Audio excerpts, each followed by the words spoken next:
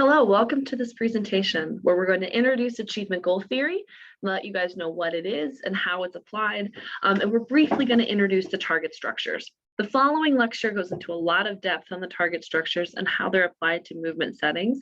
So the purpose of this lecture is to really help give you a good understanding of the theoretical underpinnings that we use and why we use them.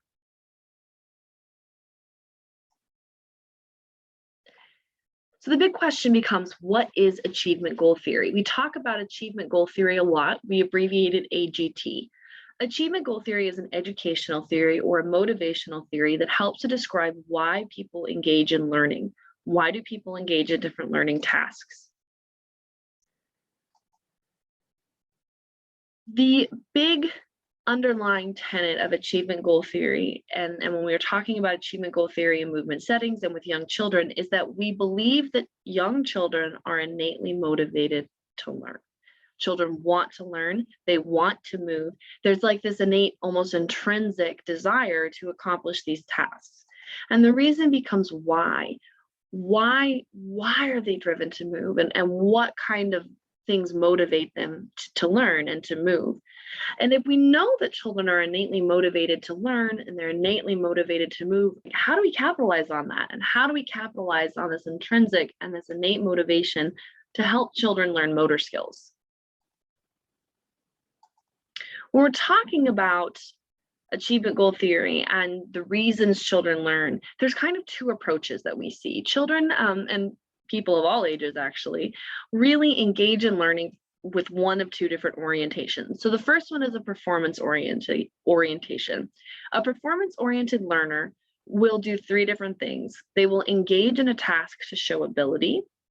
They will evaluate learning based on norm reference standards, and they will not equate effort with outcomes. So a performance-oriented learner or a performance approach to learning is really one about demonstration of ability. So a performance-oriented learner really wants to demonstrate that they're capable. They want to engage in this activity to show that they're good at it. They want to know where they rank, both in terms of like, how do I rank against my peers? And then how do I rank against normative data? So, or how do I rank against a grading scale? What's my grade? What's my percentile ranking, and how do I compare to those in my class? So a performance-oriented learner tends to evaluate success not based on changes that they've made, but rather based on how do we rank compared to this other comparative group. Lastly, a performance-oriented learner does not equate effort with outcomes. And in fact, they do the opposite. They do the inverse. So the harder I have to try at something, that must mean I'm not very good at it.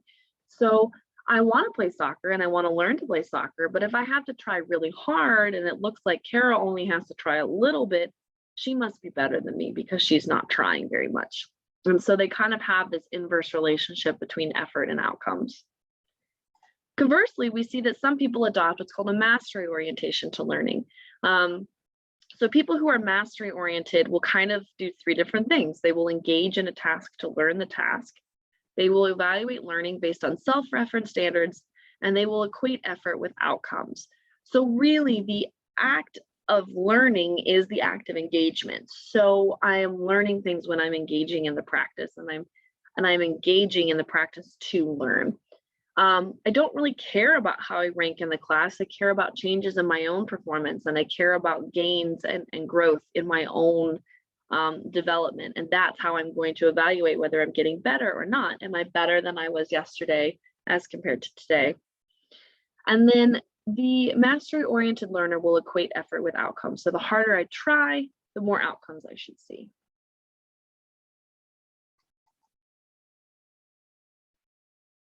We can see that there's some key differences between performance and mastery orientations to learning.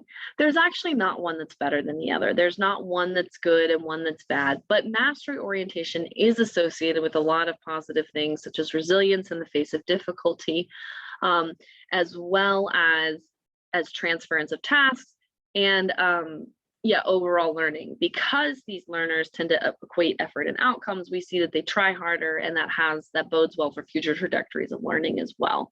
So we want to, within our movement orientation, we want to try to elicit a mastery orientation to learning. The question is, Can we? Are they just performance-oriented learners? Are they just mastery-oriented learners? Or can we intentionally try to help learners to adopt a certain orientation to learning? And yes, indeed, we can. We can change the learning environment to help foster a mastery orientation to learning.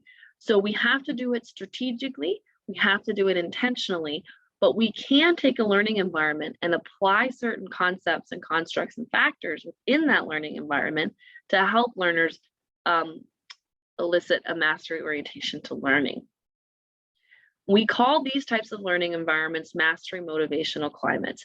The one that you guys are going to do in your after-school program is a mastery motivational climate. You'll see this sometimes abbreviated as MMC, mastery motivational climate, or sometimes just mastery climates.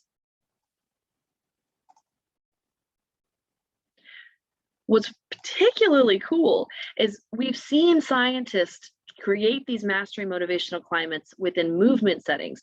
So capitalizing on that innate desire to learn, capitalizing on that innate desire to move, applying these principles within a learning setting that teaches movement.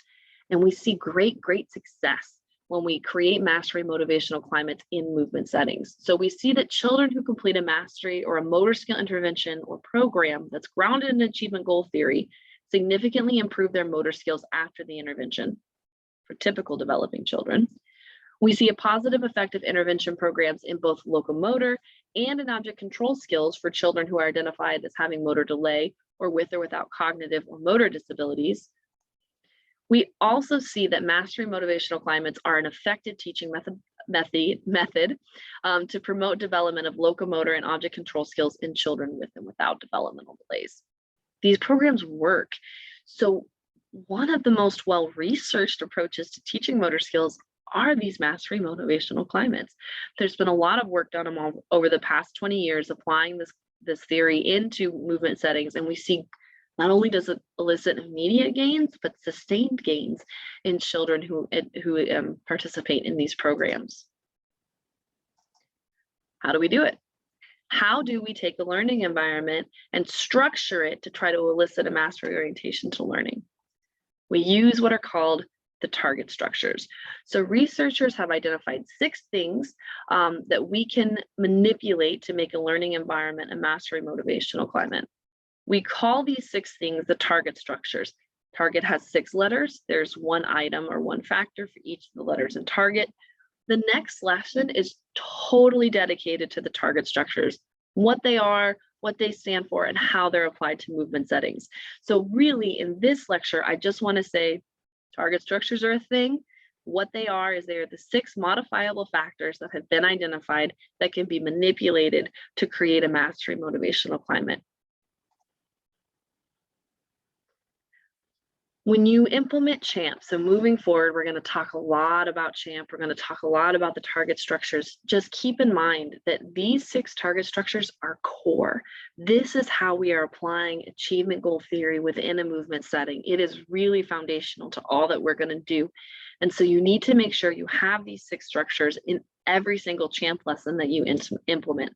So make sure you pay attention in the next lecture when we introduce the target structures. I hope this gave you a brief overview of what achievement goal theory is, what the target structures are, and I'm excited to move forward with you all as we learn more about these target structures.